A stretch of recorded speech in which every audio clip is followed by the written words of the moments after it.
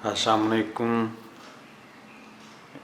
Young's capital family. उम्मीद है आप सब खैरियत से होंगे। इस दुआ इस उम्मीद के साथ कि अल्लाह ताला आपको और मुझे, आपकी फ़ैमिली को अपने हिफ्ज़ व मान में रखे, आमीन।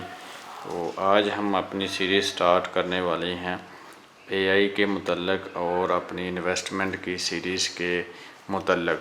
तो आज मैं बात करूँगा कि जो फाइनेंशियल फ्रीडम है ये क्यों ज़रूरी है आपके लिए।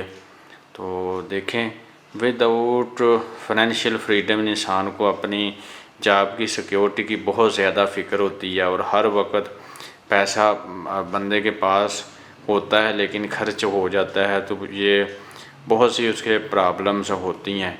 तो फाइनेंशियल फ्रीडम के पास अगर एक दफ़ा आप फाइनेंशियल फ्रीडम अचीव कर लें तो आप एक इंडिपेंडेंट पर्सन हो जाएंगे और आप पर कोई बर्डन नहीं होगा। तो इसलिए ये बहुत ज़रूरी है कि हर इंसान फाइनेंशियल फ्रीडम के मुतल्लक़ और जो हम यहाँ पे बात करने लगे हैं उसके मुतल्लक़ सर्च करने की कोशिश करे और कोशिश करे। सबसे पहले फाइनेंशियल फ्रीडम क्यों ज़रूरी है।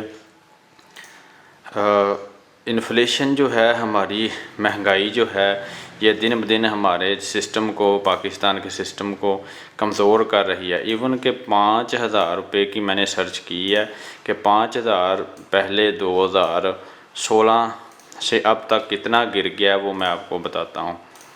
तो ये देखें, मैंने 5,000 रुपया लिखा है यहाँ पे और इसकी वैल्यू मैंने 2016 से ली है और कैलकुलेट किया है आपके सामने। तो ये क्या हमें दिखा रहा है कि पहले आपको जो चीज़ 5,000 की मिलती थी वो डेप्रिशिएट हो के आपको 16,050 की आज मिल रही है। इतनी ज़्यादा महंगाई पिछले 10 सालों में हुई है। और इसके अलावा जो आपकी डेप्रिसिएशन वैल्यू है, जो आपके पास पिछले 10,000 में आपके पास 5,000 रुपये थे, इस वक्त आपके 1,557 रुपये रह गए हैं। आप हैरान होंगे कि ऐसा है नहीं, तो ये किस तरह आप क्लेम कर रहे हैं कि 1,557 है। वो मैं बात कर रहा हूँ परचेजिंग पावर की, कि जो आप चीज़ पहले 5,000 की मिलती थी आपको वो 16,000 की मिलेगी 10 साल बाद। और ये सारा रिसर्च किया हुआ डाटा आपके सामने है कि 2016 में कितनी महंगाई हुई और इसी तरह 2018, 19, 20 और 25 में कितनी महंगाई हुई। और किस तरह आपके जो पैसा था, जो आपके पास एक 5,000 रुपया था, वो गिरते गिरते आज 1,558 रुपया हो चुका है। तो आप सोच रहे होंगे कि नहीं, मेरे पास जो बैंक में पैसा 5,000 रुपया पड़ा है वो तो इतने का उतना ही है। तो असल में जो आप 5,000 की चीज़ें ख़रीदते थे, आज उसी 5,000 की वैल्यू, बाइंग पावर 1,500 के करीब हो चुकी है। कि जो आप 1,500 में चीज़ें 10 साल पहले ख़रीदते थे, आज वो 5,000 में भी आपको नहीं मिल रही। तो ये इसकी वजह से, इन्फ्लेशन की वजह से आपको फाइनेंशियल फ्रीडम की ज़रूरत है। दूसरा, आप अगर जॉब करते हैं तो उसमें सिंगल सोर्स पे आपका महंगाई के मुताबिक आपका ख़र्चा कभी भी नहीं अफोर्ड हो सकता। तो इसीलिए आपको फाइनेंशियल फ्रीडम की ज़रूरत है।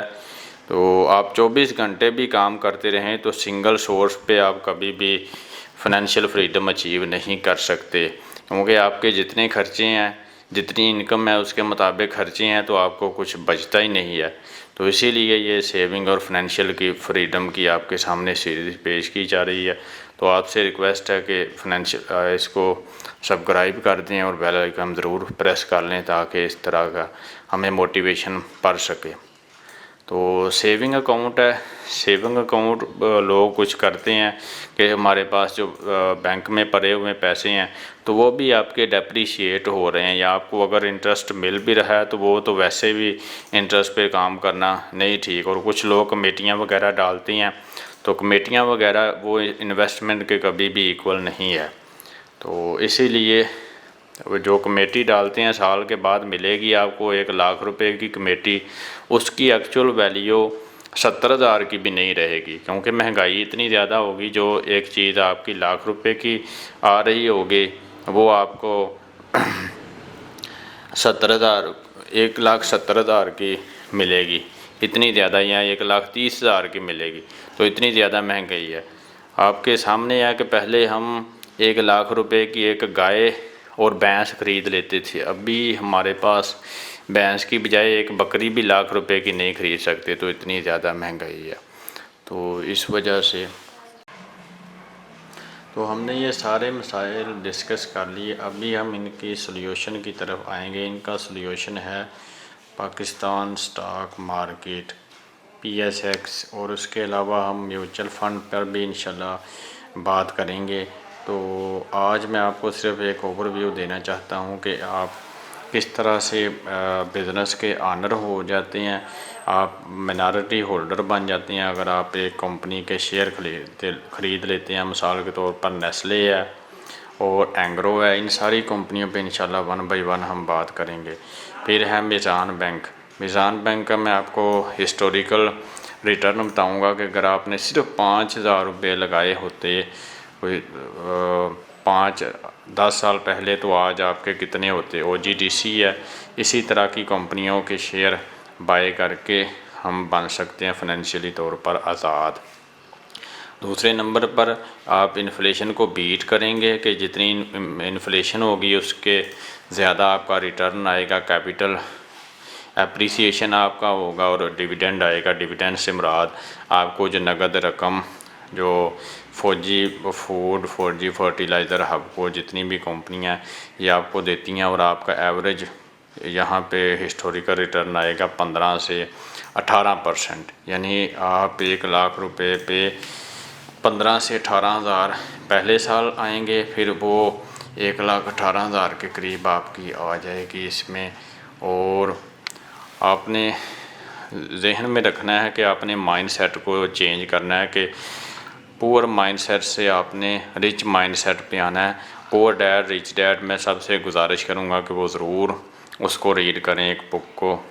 और किस तरह से स्टार्ट करना है कि आपने माइंडसेट को तब्दील करना है, और ये कुछ प्रोसेस होते हैं, इसको हम इंशाल्लाह एक एक करके डिस्कस करेंगे कि किस तरह से स्टॉक मार्केट का आपने अकाउंट ओपन कराना है, और किस तरह से आपने ब्लू चिप सैलरी पर्सन है तो वो लेनी है, जिनमें ये चीज़ें शामिल हैं, मीज़ान बैंक का, सीमट की, OGDC की।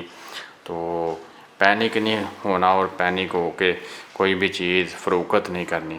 तो आपसे गुजारिश है कि हमारे इस चैनल को, इस कागज़ को कबूल करें और इसको सब्सक्राइब करने की कोशिश करें। बहुत शुक्रिया। अल्लाह हाफिज़।